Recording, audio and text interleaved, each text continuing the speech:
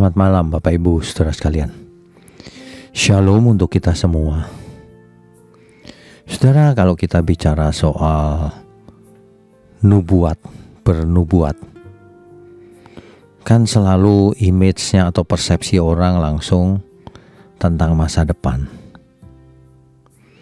Ya benar, Allah memang menyatakan tentang masa depan juga, tetapi selalu tentang hal-hal yang berkaitan dengan keselamatan kekal, bukan tentang jodoh, bisnis, keadaan ekonomi dunia, bukan.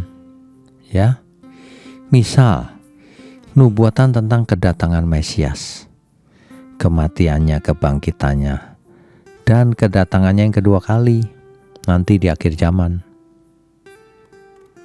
Jadi kita tidak boleh jatuh kepada dua ekstrim. Ada ekstrim yang pertama itu menganggap bahwa profetik atau tentang nubuatan itu hanya tentang masa depan, sehingga menjadi sensasional gitu.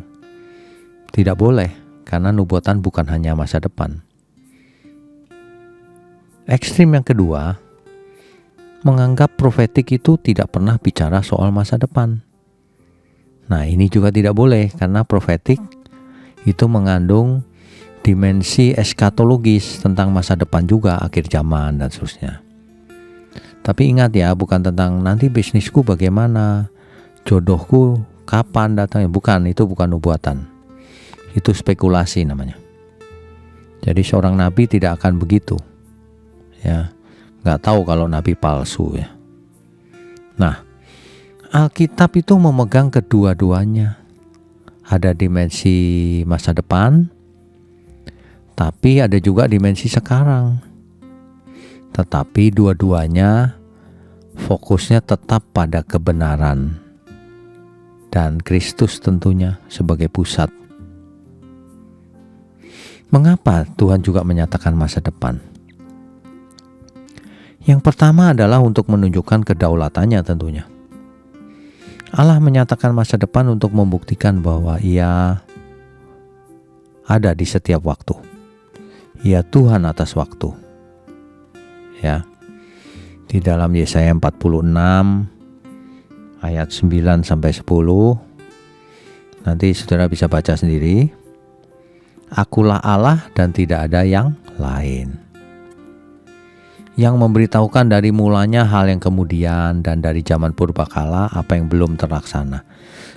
Tuhan itu tahu dari awal sampai akhir. Ia di luar waktu, saudara.